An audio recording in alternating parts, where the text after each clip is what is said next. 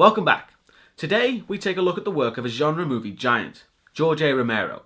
But not Night of the Living Dead, Dawn or Day. No, today we take a look at his return after a 20-year hiatus, Land of the Dead. A movie that attempts the social commentary of Dawn, the action of Day, and a larger scope than either. So why is Land of the Dead so fucking terrible? A movie that attempts so much and yet fails on almost every single level. Let's find out.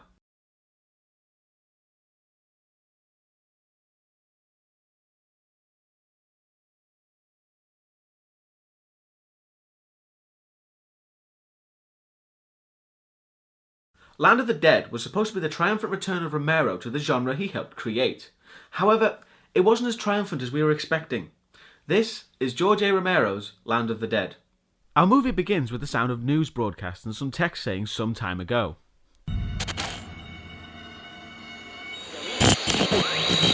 Dead people. The recently departed. Unburied human corpses are returning to life and feeding on the living. Stay inside. Do not try to leave your homes. So instead of having the setting be shown to us through the characters and dialogue, we're just told it right at the start. So that bodes well. And today, as opposed to yesterday or tomorrow, seriously, that means nothing. We open properly on a terrible day for night shot and a town infested by zombies. It's been established previously from what we saw in Day of the Dead that zombies are able to relearn things from their lives and would reenact them. However, when Bub did it, it was creepy.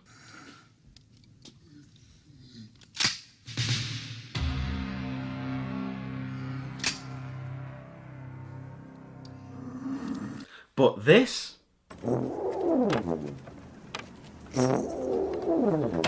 It's just really silly. And then we meet our main character. A man so bland, so generic. A man who's such an unrealistic do-gooder, he actually makes me quite angry every time he opens his mouth. He'll be called Mary Sue, mainly because he likes to tell us all the stuff Romero wanted to tell us, but couldn't fit it in the script anywhere else. And his partner here, Dead Meat, so called for obvious reasons. Oh, and you know how Romero would weave philosophy and social commentary into the narrative with subtlety? It's like they're pretending to be alive. Isn't that what we're doing? Pretending to be alive. Mary Sue is seen by the zombie named Big Daddy, who signals the other zombies to attack, which means he's the guy in charge. Christ. It's like he's talking to them. However, all I want to know is, why is a zombie delegating exactly? Surely that's the same as me telling someone to eat a pizza for me. And then another character shows up, Charlie. You any good with that, kid? Because I'm real good with mine. Put it away, Charlie. Don't be so jumpy, kid. What was with the tough guy attitude? He never acts like that again, and he's pretty innocent throughout the film, so it's just weird to have him introduced this way. Mary Sue gives the order of putting flowers in the graveyard, which means to fire fireworks to distract the zombies. But why use a code phrase? It's not like the zombies are going to know what he means. Also, fireworks distract zombies? Then we get to our main attraction, Dead Reckoning, a giant battle tank with guns, cannons and rocket launchers. Now last time I checked, the idea of let's kill all the zombies wasn't really part of these films.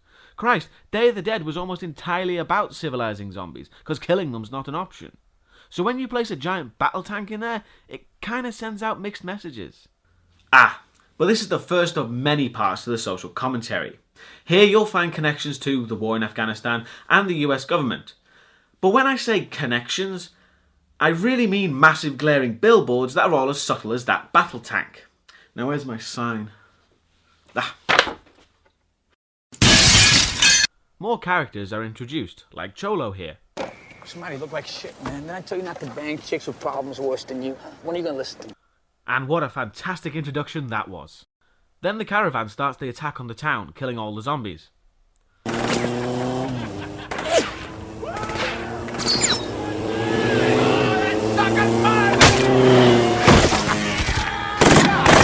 No, look, Big Daddy cares for his zombie brethren, protecting them from the gunfire and even mercy killing one of them.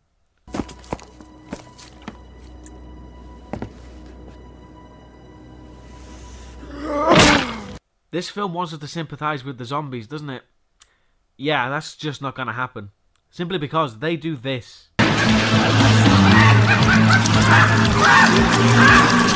So I don't care how much they protect other zombies, I'm still going to want to shoot them in the face with both barrels, because they're killing cannibalistic machines. Also, remember those fireworks which kept the zombies at bay? They're fired from a complicated mortar device that can jam any second. Because it's not like fireworks can get themselves into the sky. No, a mortar is the only way.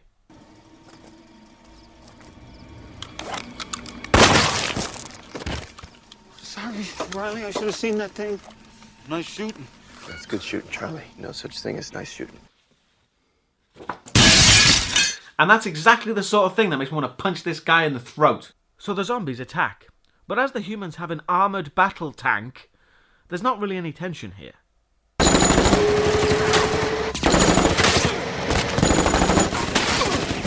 See what I mean? No threat whatsoever. Thought this was gonna be a battle. It's a fucking massacre. Will you stop that? I'm running out of signs here. We're only 10 minutes in. Jolo goes off to get some alcohol while under zombie attack, so he's clearly the brains here. They start to shop, but Cholo accidentally goes to the zombie fridge section and is attacked. Ah, yes.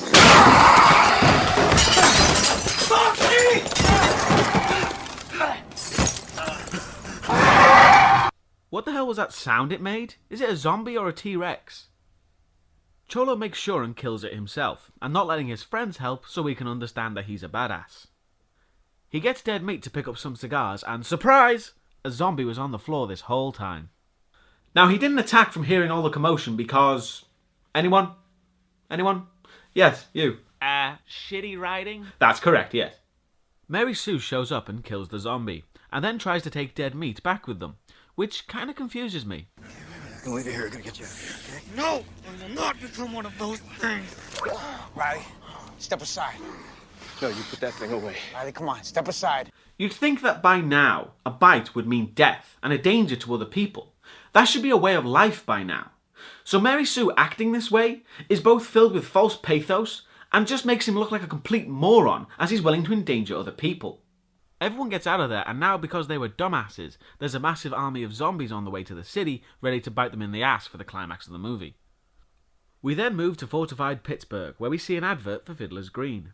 Fiddler's Green offers luxury living in the grand old style.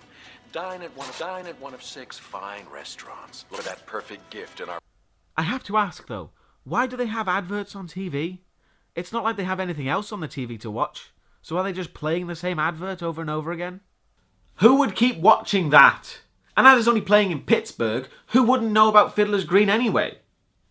Cholo goes to see his boss, and we see Fiddler's Green's shops and restaurants, which seem to be operating like normal. How many times has Romero used money as a way of telling us that things have gone to shit? Like the bank scene in Dawn. You never know. Money, money, money. Right. Or money floating down the streets in Day. Apparently the economy picked right back up after Fiddler's Green was established. Elsewhere, because this movie treats its audience like they're morons, some military guys need to explain to other military guys something they already know, so we can understand how fortified Pittsburgh is. Alright, here's the deal. Rivers protect us on 2 sides. Bridges are all blocked up. The only overland access is here, called the Throat. And these fences go all the way across? Half a mile, both ways. And then we get to see what the fence does. They don't come around here much anymore. It's like they've learned they can't get in. Shake his fucking face off.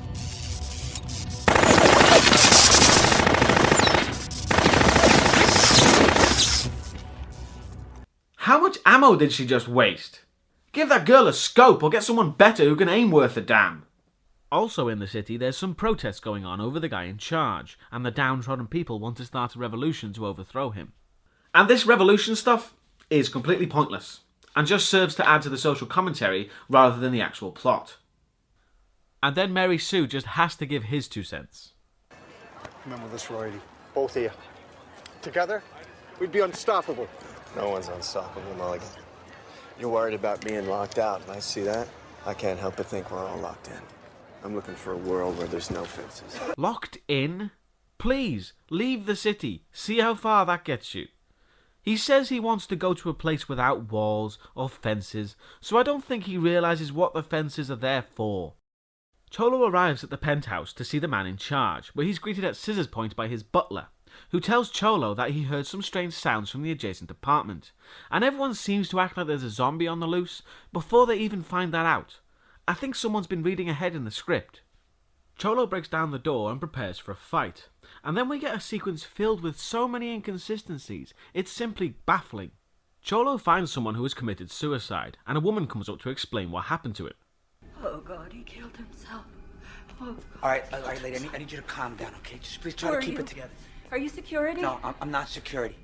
However, another man comes out and discovers the body, and while trying to rescue the old man, he turns into a zombie and attacks. Don't make this any more difficult than it has to be. He's gonna turn. Lady, don't do this. What's happening? And then Cholo beats the old guy's brains out.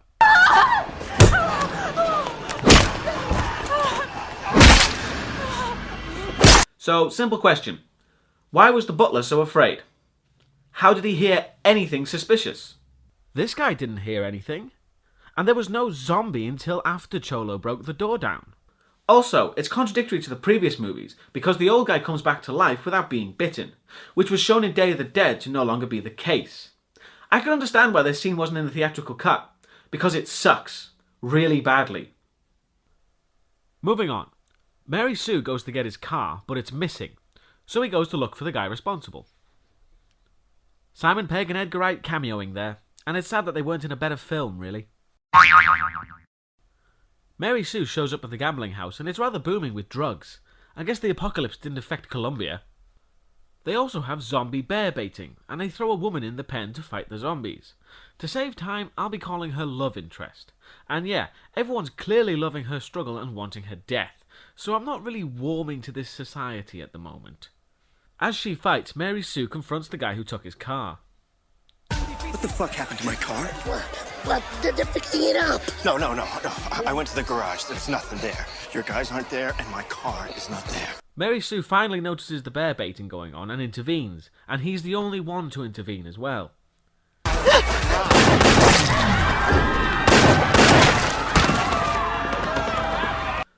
So yeah, this civilization can rot for all I care. This is supposed to make Mary Sue look like a hero, but it makes everyone else look evil. Even Charlie doesn't raise an eyebrow to what's going on. So yeah, fuck them. Let the zombies kill them and eat them. After shooting up the place, it turns to chaos, and the guy running things tries to kill Mary Sue, who's pushed out of the way by love interest, and she gets shot in the process, and then Charlie demonstrates he's a fantastic shot.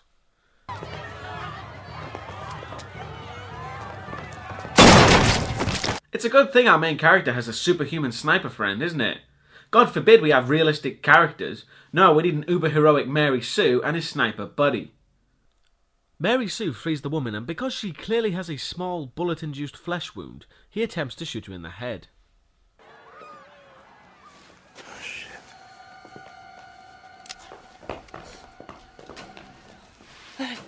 Hey, I'm alright. What's with this guy? He tries to save clearly bitten people, but flesh wounds, oh no, those are the real killer. It's even more stupid because later, she uses a rag to stop the bleeding. That's how non-lethal that was. Mary Sue's a fucking idiot. All three are thrown in jail, and love interest tells us about the guy who runs everything, Kaufman, and how she was thrown to the zombies because she was helping out the revolution we're all supposed to give a shit about.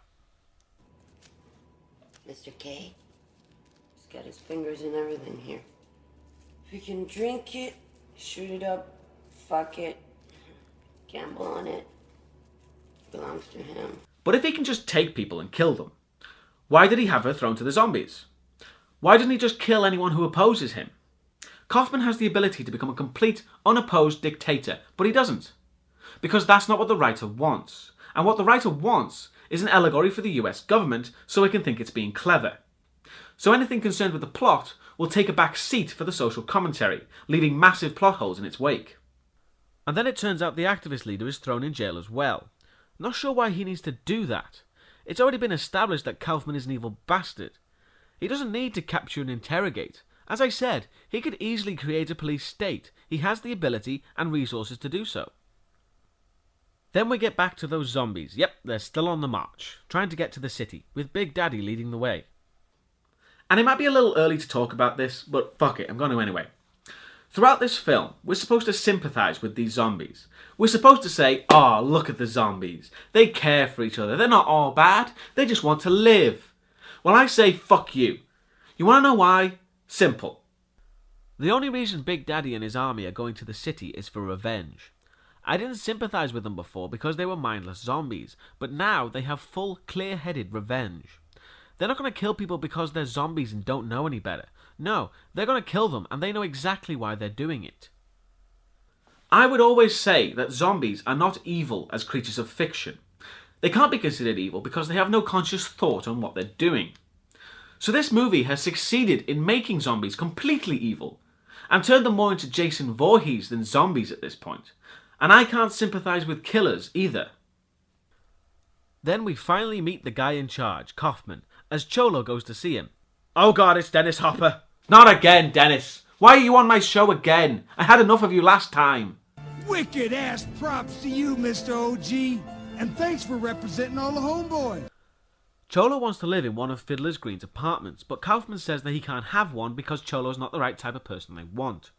And that's just fantastic negotiation, because you want someone like Cholo pissed off at you. Someone who knows all your secrets and has the keys to your insane battle tank of destruction. Kaufman has security escort Cholo out and tells the security guy to kill him, which goes about as well as you'd expect.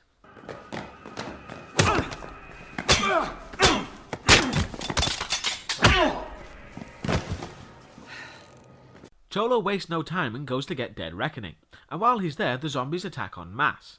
But this is a fortified facility. There's no way they could get in. The city's well defended, so naturally their main depot would be too. Or just have an incredibly flimsy chain link fence. Yeah, that works. For about 3 seconds. And Cholo could stop the army of zombies right here and now, but he chooses not to fire a single shot from Dead Reckoning. So from now on, all the carnage caused by the zombies is his fault, which frankly makes him the worst, most despicable character in this movie. Cholo calls up Kaufman and makes his demands. Well, you might have noticed that I had to leave in a hurry, so I didn't get a chance to take my money out of your bank. I'd like you to handle that withdrawal for me, with interest. $5 million. And I do need to mention one significant point here. What's the point in demanding money? It's fucking useless. Cholo is extorting money from the man who is the final destination for that money. Once Kaufman has it, there's nowhere else for it to go. And it's the only place it can go. Fiddler's Green is the only reason money exists in this world. And without it, it might as well be blowing in the wind. In a world where the dead are returning to life, the word trouble loses much of its meaning. And no one talks like that! He wants money. Pay him. We don't negotiate with terrorists.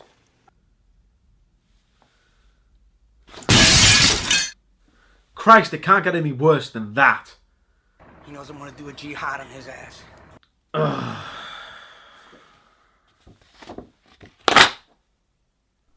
Kaufman releases Mary Sue so he can get Cholo and Dead Reckoning back.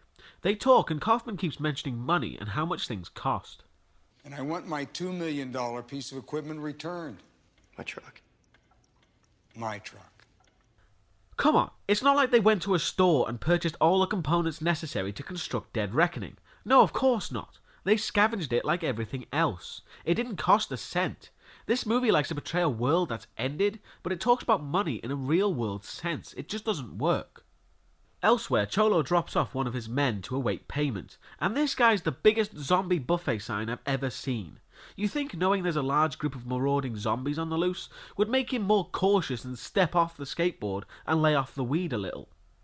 Back with the main group, they're suiting up to go after Cholo, and love interest is complaining. Can't believe you guys are turning me into a fucking Boy Scout. Huh, odd she'd say that. Had training. I was gonna join the army of the green. Till somebody figured I'd be a better hooker than a soldier. It's like someone can't keep track of the characters they write or something. Then we meet some more characters who are so generic they state their single personality trait as soon as they enter the door. Manolete. Named after the bullfighter. He's the Spanish bullfighter guy. I didn't even know that was a thing. Monica. You can call me Martin. Oh, I think she's the badass. Oh. And 3 guesses where they're going with this guy. They go to get a vehicle, and because security is so great here, no one has even noticed they've been attacked and completely destroyed by zombies. You think someone would have called the guys holding Dead Reckoning after finding out it was stolen. This place is run worse than the one in the last movie, and they had this guy. I'm running this monkey farm now, Frankenstein, and I want to know what the fuck you're doing with my time! Kaufman is called and is now informed of the incoming zombie threat, which he doesn't give a shit about, and then picks his nose. Lovely. It's so nice that in this zombie film, the actual zombies aren't anywhere near the main focus. They find the truck but are unable to use a key, so they decide to hotwire it. And then we get this little piece of information. What the fuck does a Samoan know about hotwiring a fucking car? 50,000 cars stolen in Samoa every year. Yeah? Well, 1 million in Detroit. Detroit's got 50 million cars. Samoa, 50,000. Everyone stolen. Did you hear that? They said every year. Now to me, that makes it sound like this whole zombie apocalypse thing just happened yesterday. They don't use past tense at all. So that, coupled with the constant talk of money, and how no one acts like this world is the status quo, just makes a tension-free atmosphere as the writer switches back and forth between past and present tense with no real regard for the setting, destroying any potential believability. Charlie spots a zombie, and rather than just telling love interest of the zombie behind her, Charlie prefers to shoot it, barely missing her head in a feeble attempt to showcase how good a shot he is. Instead, it just makes him look like an idiot for pointlessly risking someone's life. Shit!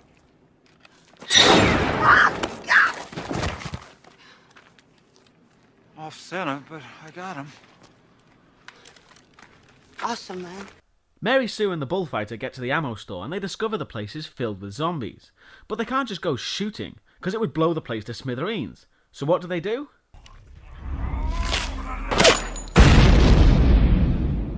Sadly, that didn't happen, and to add more stupidity, love interest tries to show off as well with her zombie shooting skills.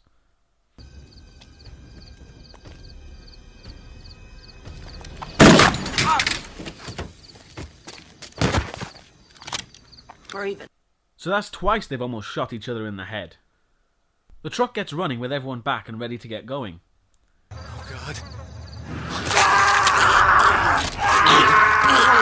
Bodies don't work that way! His head is severed from the rest of his spinal cord. That means the body does not move. It may seem nitpicky, but Romero once said that fast zombies are unrealistic because their decayed ankles would break. Well, I think George might be a bit of a hypocrite when it comes to realism. And then they talk about having to shoot the bullfighter.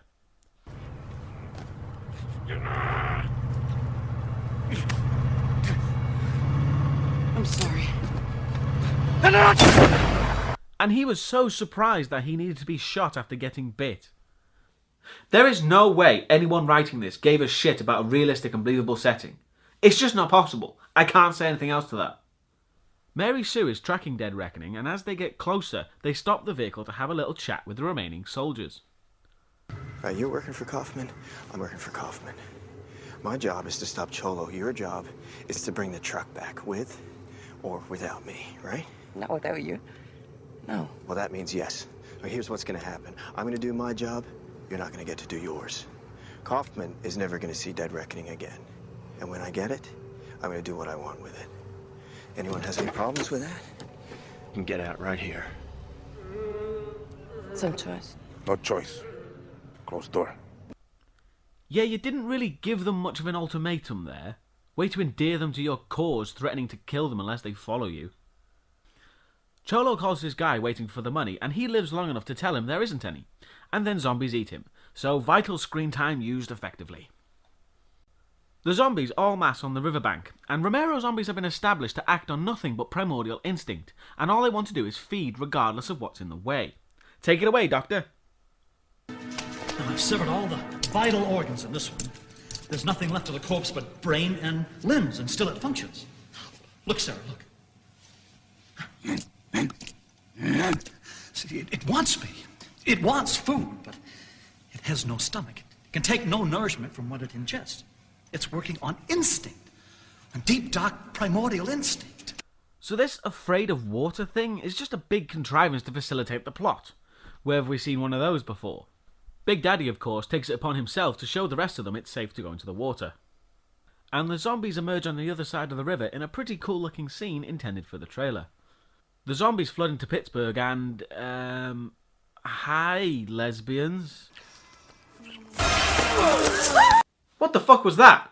Was that necessary at all? Seriously?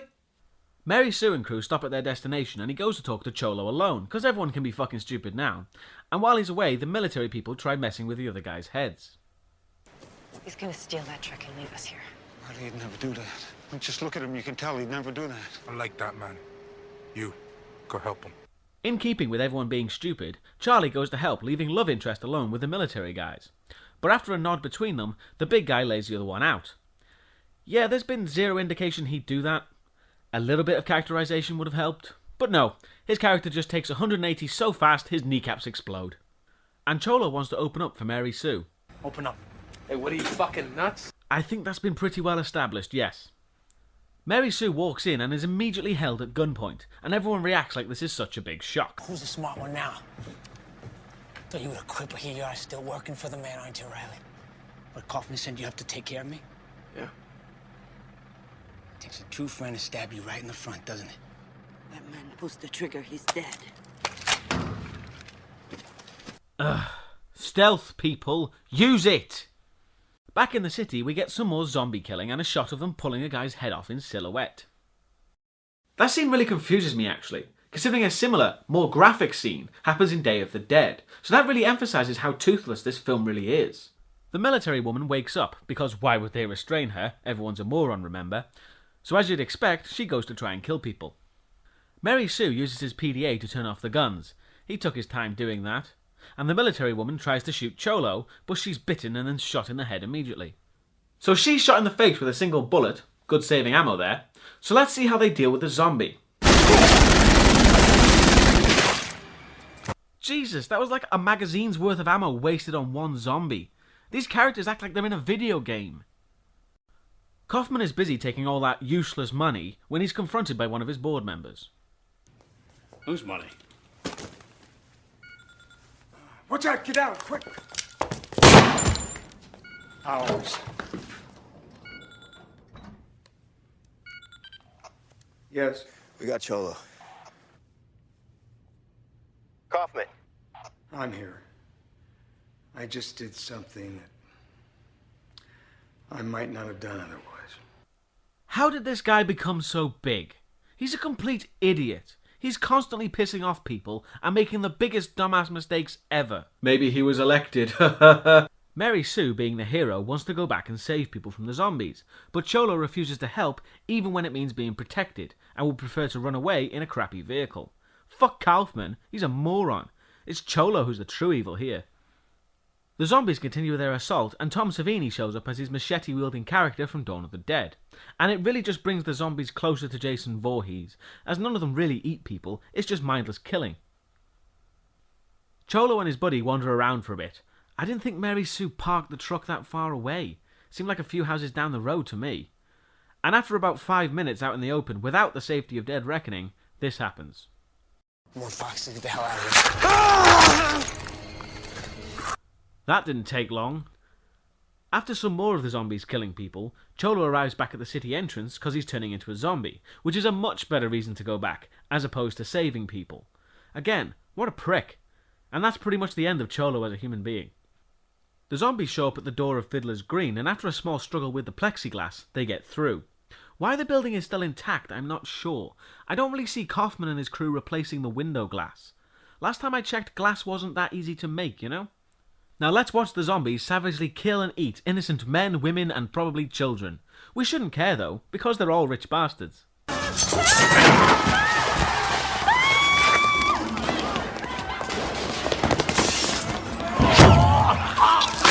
Because that's the point, really. We're supposed to be sitting here giggling because the nasty corporate people, the rich people, are getting what they deserve. Well, frankly, it's simply mean-spirited and very close-minded to have this black and white idea that the people in the skyscraper are bad and everyone else deserves to survive. And I know this is what they were trying to do, because the skyscraper people are represented by Kaufman and everyone else has Mary Sue as their representative. And I can't think of a better example of black and white, good and evil characters. Mary Sue and crew are stopped from entering the city by a drawbridge being up, and he goes to see about lowering it.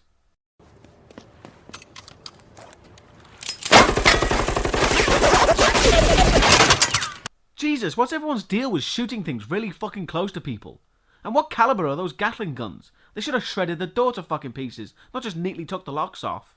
In the city, the people realise just how fucked they are as they reach the electric fence that can't be disconnected unless you turn the power off at the source. Who the fuck does that? No one thought a simple on-off switch was needed near the fence? Back with our heroes, the bridge is activated, but zombies have surrounded the tank. Stenches. Starboard. You're not at sea, idiot. Just say right. They're behind us, too.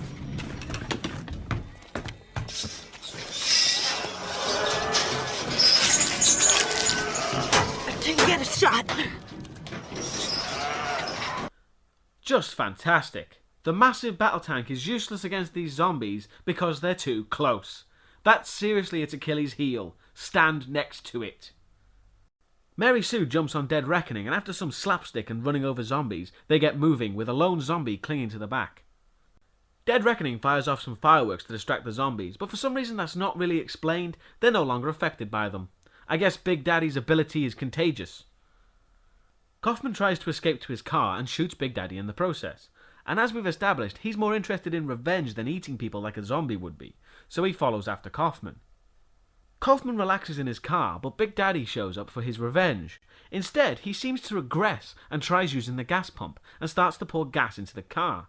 So I guess he's reliving what he used to do in life. Kaufman goes to get more ammo, and then Cholo shows up, newly zombified, but Kaufman doesn't know that yet. And he tries to kill him while being pretty racist. Fucking spick bastard.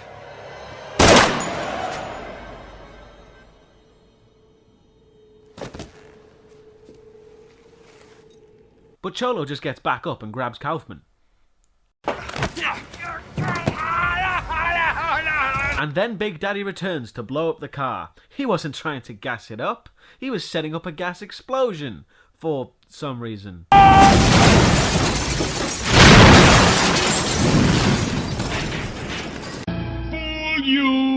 Also, I find it pretty funny that Cholo had Kaufman by the neck and still didn't manage to get his revenge. Dead Reckoning gets to the electric fence, but what do you know, they're far too late to do anything, as countless men, women and children are being killed in the streets. So he blows them all up instead.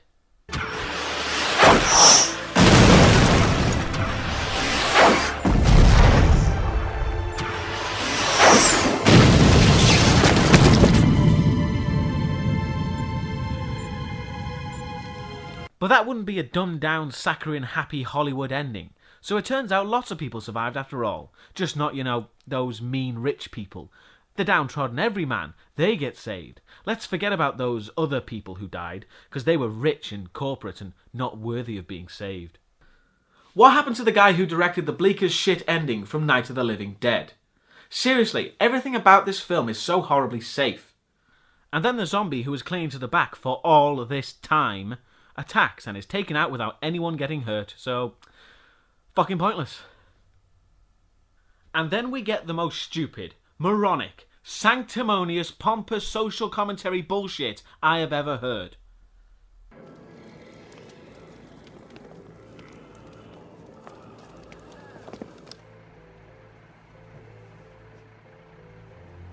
Oh. You're just looking for a place to go. They're just looking for a place to go. Are you fucking serious? First,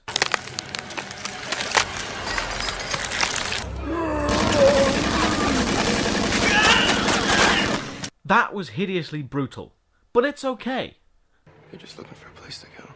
They're not mindless killing machines who will kill and eat any person in the way, like this.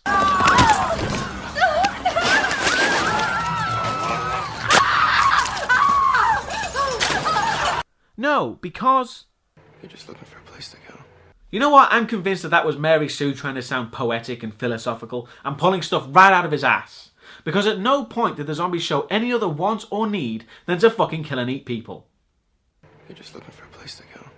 Fuck you, movie. So that was Land of the Dead. It's god fucking awful. There are many, far worse zombie films out there. But the simple fact that this was made by Romero himself only serves to make it terrible because he should know better. This was the first indication that Romero had lost touch with modern audiences. This isn't a movie, it's a protest piece.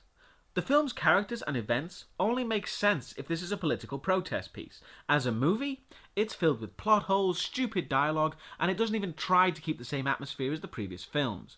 Yes, there may be far worse zombie films out there, but there are also far better. And in this case, The Apprentice has surpassed The Master. Seriously, how do you fuck up your own franchise so badly and so quickly? I don't know the answer. But the worst part? Merely 2 years later, he did it again. And it didn't have anywhere to go but down. See you next time.